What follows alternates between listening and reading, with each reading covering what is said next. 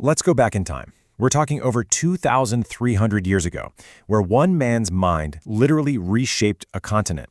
Now this guy, he wasn't a king, he wasn't a general, but his strategies, they forged one of the greatest empires in history. This is the story of Chanakya, and it's all about how a single powerful idea can be way more powerful than any army. You know, we tend to think of power in terms of crowns and thrones and armies. And look, that's true. A king can definitely rule a kingdom. He commands the soldiers, he makes the laws. But what if that's only half the picture? Because building something, really building something that's going to last, that takes a totally different kind of power. It takes a vision, a master plan. It takes a genius who can see the entire chessboard, not just the next move. And that, right there, is where our story really kicks off. So, how does an empire even begin? You'd think it would be with some epic battle, right? But nope, this one started with a single moment of blinding anger. It all began with a brilliant man and a very, very public insult. Okay, so picture this. Chanakya, who's this super respected professor, shows up at the court of the Nanda king. But instead of getting the respect he deserves, he gets laughed at. The king actually mocks him for his simple clothes and his appearance. And in that one moment of humiliation, right in front of everyone, a fire was lit.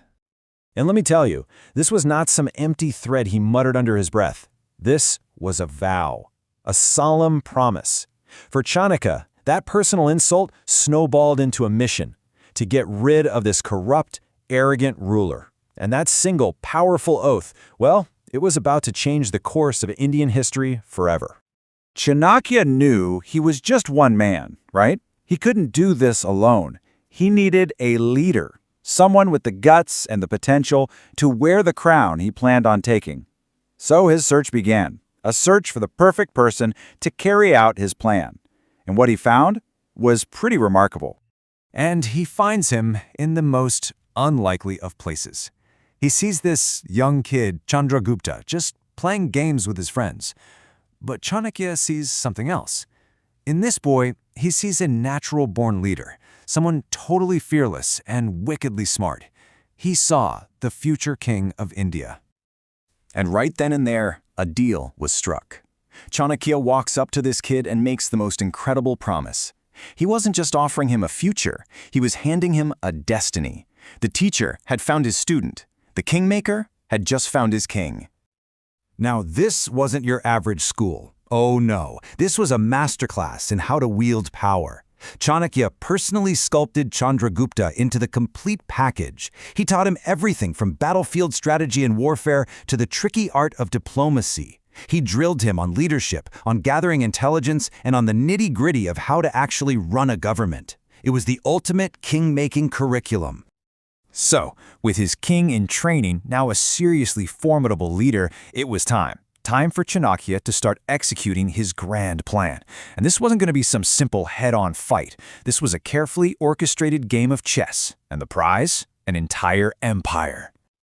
And this is just the perfect way to describe his approach. Chanakya saw the entire subcontinent as his chessboard. He knew that a direct attack on the Nanda Empire, which was super powerful at the time, would be total suicide. So instead, he played the long game, patiently moving his pieces, allies, spies, even public opinion, with this just breathtaking foresight. So how do you pull it off? Okay, step one, he built a coalition. He united all these smaller kingdoms who had a grudge against the Nandas. Step two, he caused chaos from the inside, using spies and propaganda to basically make the empire rot from its core. And only then, when his enemy was weak and confused, did he make his final move. And wouldn't you know it, it worked perfectly. The Nanda dynasty, which everyone thought was invincible, just crumbled. Chandragupta Maurya was crowned king, and that vow, made in a moment of public shame, was finally fulfilled. But for a mind like Chanakya's, tearing something down was just the warm-up act. See, Chanakya's true genius wasn't just in destruction. It was in creation. Because let's be real, it's one thing to win a war. It's a whole other thing to build a lasting empire from the ashes.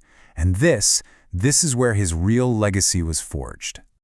As the new king's chief advisor, Chanakya built the Mauryan Empire on some truly revolutionary ideas. He set up a strong, centralized government to unify this huge, diverse land. He created a fair tax system to pay for it all. He built this incredibly sophisticated spy network, not just for security, but to actually understand what people were thinking, kind of like an ancient polling system. He forged alliances, created a justice system for everyone, and pushed for reforms so the empire could feed its people. This wasn't just a kingdom, it was a well-oiled machine. And the craziest part? He wrote it all down. It's in a book called the Arthashastra, which is basically the world's first real guide to running a country. Seriously, think of it like The Art of War meets The Prince, but written way earlier. It's a blueprint for building an empire, and people still study it today. So in the end, Chanakya never wore a crown. He was never the king, but his ideas. His ideas were the real power behind the throne. His principles built the largest empire in ancient Indian history and created a way of thinking about politics that would echo for thousands of years. So it really makes you wonder, what is true power? Is it the shiny crown on a king's head, or is it the brilliant idea inside a strategist's mind? The story of Chanakya seems to suggest that while crowns can fade and empires can fall, a powerful idea, that can change the world. The real question is, who are the Chanakyas of today?